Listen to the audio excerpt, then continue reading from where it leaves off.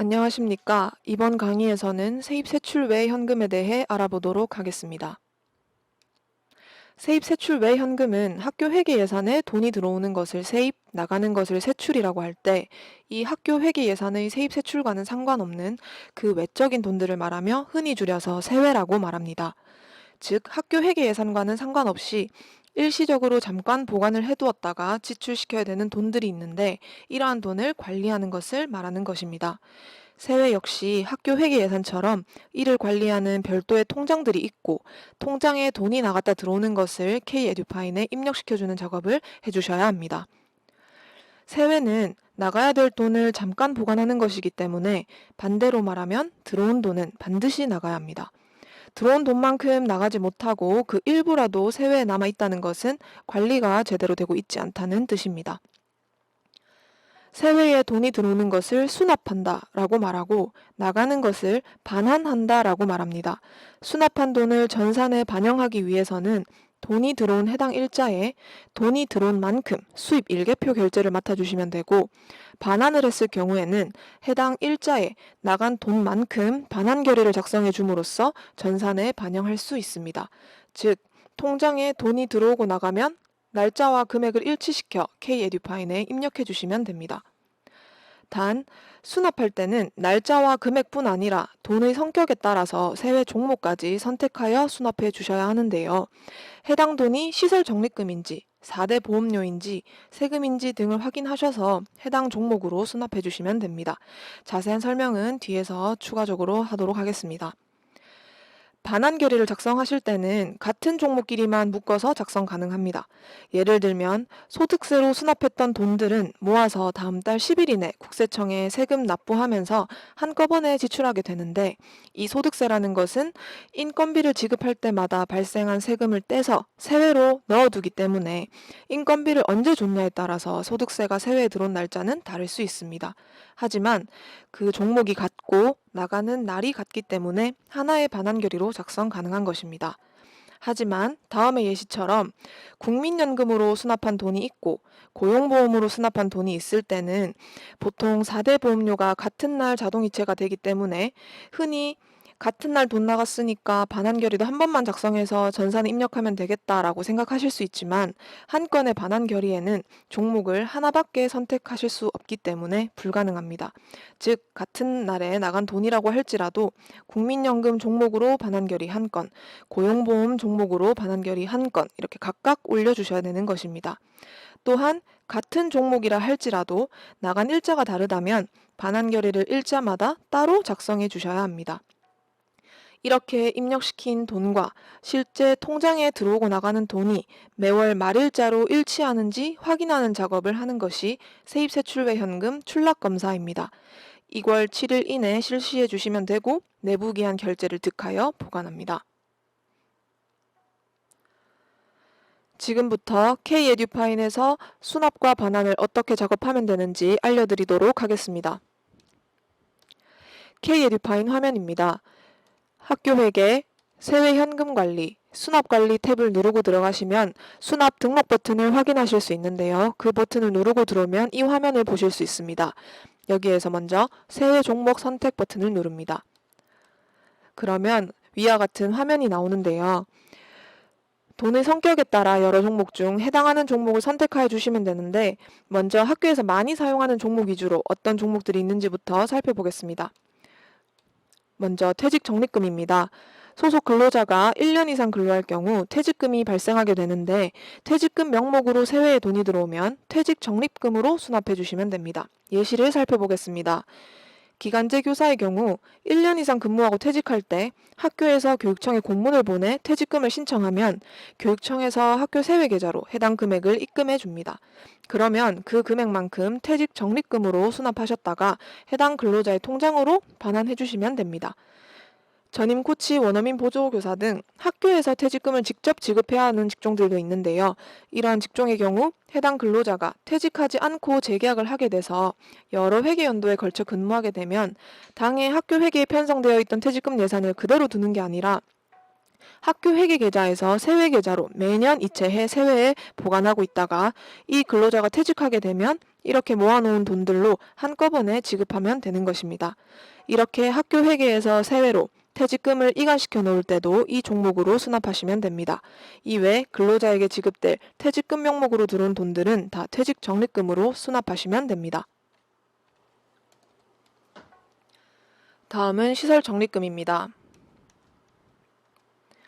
연간 계약 등 학교 시설 임대를 통해 얻은 수익이 발생하면 세외에 적립시켜 두었다가 해당 시설 보수가 필요할 때 사용하게 되는데 이러한 돈들이 들어오면 시설 적립금으로 수납하시면 됩니다. 예를 들어 운동장 임대 수익이 발생하였을 경우 해당 수익을 세외에 보관하셨다가 후에 인조잔디 운동장 시설 보수를 할 때 사용해 주시면 됩니다. 다음은 공무원 건강보험 부담금입니다.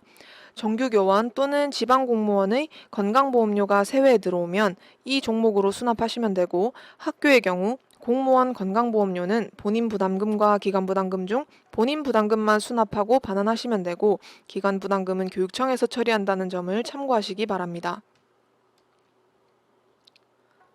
다음은 비공무원 건강보험 부담금입니다. 공무원 외 직종의 건강보험료가 세외에 들어왔을 경우 이 종목으로 수납해 주시면 됩니다.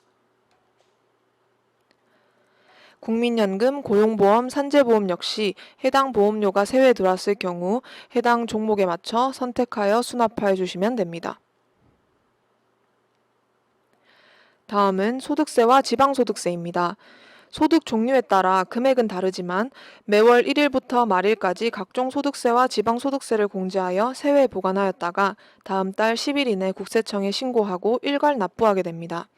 근로소득은 대상자를 위주로 한번 확인해 주시고 사업소득과 기타 소득은 대상자 및 세금 요율을 확인해 주시면 됩니다. 사업소득의 경우 소득세 3%, 지방소득세 0.3%에서 3.3%이고 기타 소득 역시 소득세 8%, 지방소득세 0.8%에서 8.8%입니다. 퇴직금 지급 시에도 꼭 세금을 공제한 후 지급하셔야 되는데 매년 퇴직소득 세액계산 엑셀 프로그램이 국세청에 있으니 활용하여 세금 확인하시고 공제하시면 됩니다. 이렇게 소득별로 세금을 공제하여 세외에 보관할 시 소득세는 소득세로, 지방소득세는 지방소득세로 구분하여 선택하고 수납해 주시면 됩니다. 다음은 기타 보관금입니다. 특정 종목으로 구분할 순 없지만 세외에 일시적으로 보관되었다 나가는 돈들을 이 종목으로 수납해 주시면 되겠습니다.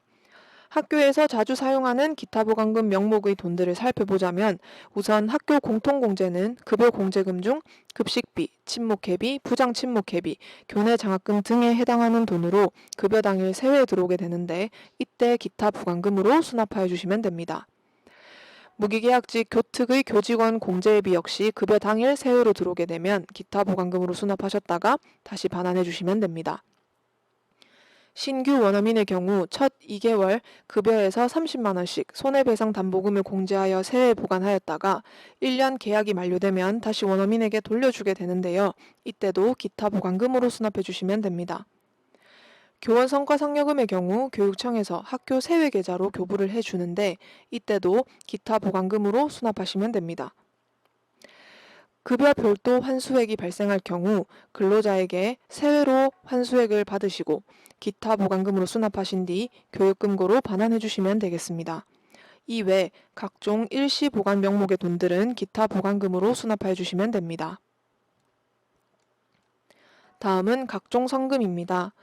학교에서 교직원 및 학생에게 거둔 성금이 있을 경우 세외에 이를 보관하게 되는데요. 그때 각종 성금으로 수납하셨다가 기부처에 반환해 주시면 되겠습니다. 마지막으로 이자 수입입니다. 세입 세출 외 현금 통장에 발생한 예금 이자입니다. 6월, 12월, 25일쯤 두 번 이자가 입금되는데 이 경우 이자 수입으로 수납하신 뒤 학교 회계 계좌로 반환해 주시면 되겠습니다. 이렇게 살펴본 종목들 가운데 기타 보관금에 해당하는 학교 공통공제금을 예시로 계속 설명하도록 하겠습니다. 세외 종목 선택 버튼을 누른 뒤 기타 보관금 종목을 선택해 주시면 다음과 같은 화면을 확인하실 수 있습니다. 그런 다음 수납 금액을 입력해 줍니다.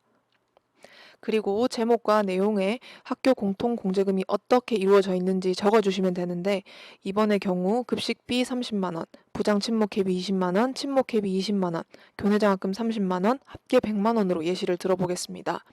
이렇게 적어주신 다음에 수납 일자를 설정해 주셔야 되는데 이때 주의하실 점은 이 수납 등록을 작성하는 일자로 써주시면 안 되고 이 돈이 실제 통장에 입금된 날짜와 일치시켜서 설정해 주셔야 된다는 점입니다. 그런 다음 반환 예정 일자를 선택해 주시면 됩니다. 학교 공통공제금의 경우 급여일 날 들어와서 당일날 반환하는 경우가 많기 때문에 동일 날짜로 설정해 보겠습니다. 그런 다음 납부자 추가 버튼을 누르면 행이 활성화되는데 그 경우 돋보기를 눌러서 어디서 들어왔는지 그 기관명을 찾아주시면 되겠습니다.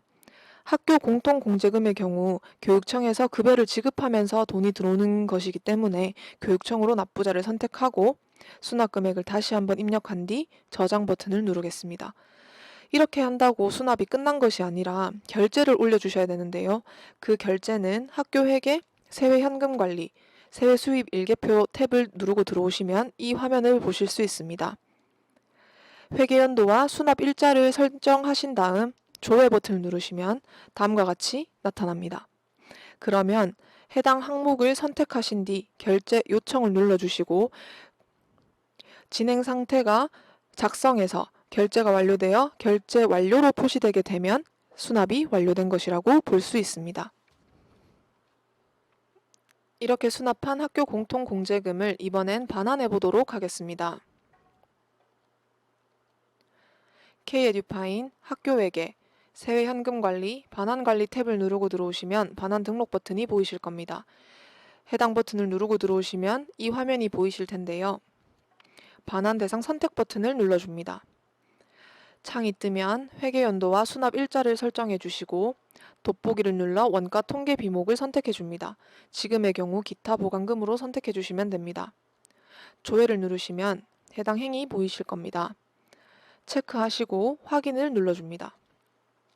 그런 다음 반환 금액을 입력해 주어야 하는데 지금의 경우 수납 금액과 반환 금액이 같기 때문에 그대로 두면 되지만 만약 이 중에 일부만 반환하고자 한다면 반환 금액을 수정할 수도 있으니 참고하시기 바랍니다.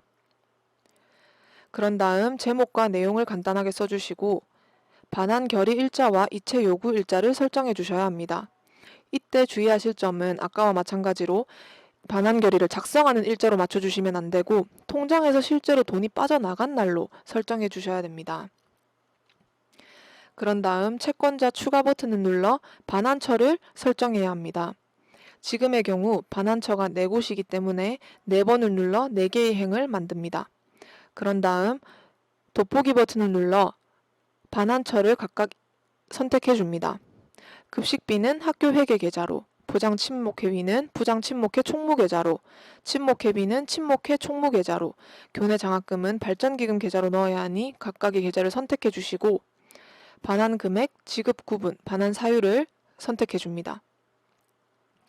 여기에서 지급 구분의 경우 이체 이교육금고나 이체 EFT는 K-에듀파인을 활용해서 직접 돈을 지급할 때 선택해 주시면 되고 자동이체처럼 알아서 통장에서 빠져나가는 경우에는 지급 구분을 대체로 은행이나 다른 방법으로 이체를 실시하실 경우에는 지급 구분을 그냥 이체로 선택해 주셔야 혼돈이 없으니 참고하시기 바랍니다.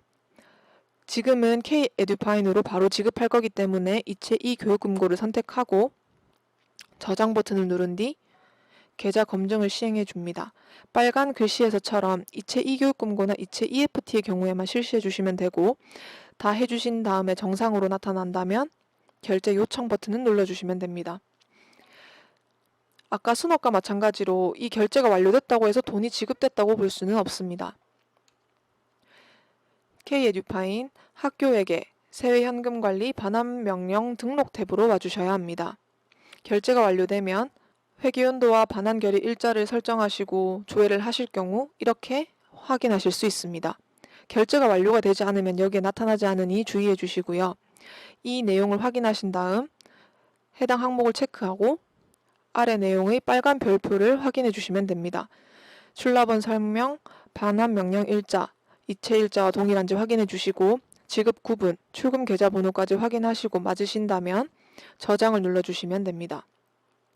반환 명령 등록 탭에서 저장이 되면 학교에게 세외 현금 관리 반환 명령 목록 탭에 나타나게 됩니다.